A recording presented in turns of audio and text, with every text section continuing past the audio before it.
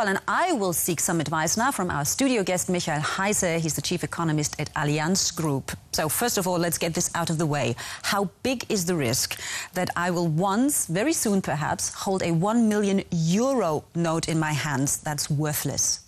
Oh, I think this risk is rather small. We, of course, in Germany have this deep-rooted fear that we have a big inflation like twice in the past century, but I think we have things under better control now. So, but the euro has lost a lot of its value and the situation is still not stable. So what do you tell people who worry about their savings now? Well, the internal value of the euro is very stable. Actually, the inflation rate in the euro era has been lower than it was in the previous D-Mark era. So the internal value is high.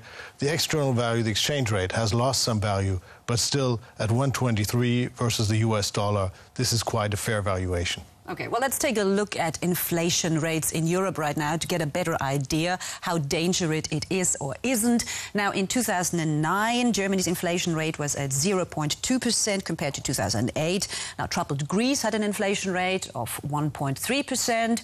The average inflation rate in the Eurozone was at 0.3%. And in the US, there's even a minus of 0.4%. So that doesn't really seem that dramatic. So do we really need to worry about an inflation? Or is it just panic? Well, for this year and the next year, I would say we do not need to worry.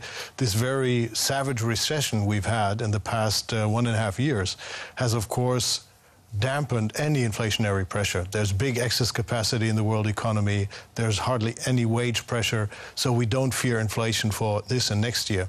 Over the long run, of course, we will have to take out a lot of this liquidity that central banks have injected into the system to avoid inflation popping up in the very long run. And I think we will be able to do that. Yeah, you just mentioned one of the problems because there's a lot of reason to worry. For one, Europe has massive debts, it still needs to spend billions to bail out other countries. You mentioned already the European Central Bank. It's going to buy some dubious government bonds in order to help push down borrowing costs for countries like Greece, Spain, Portugal. How can the euro survive all this?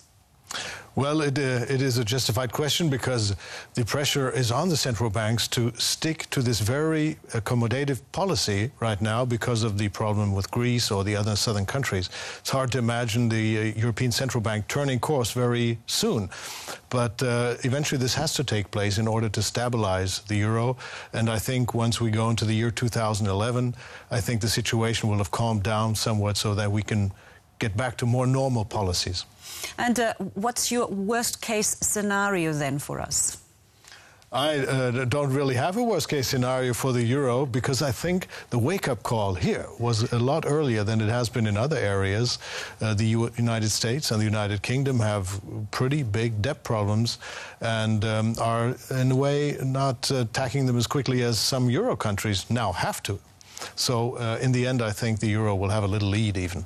Okay, so you're an optimist, Heise. Yes. Thank you very much.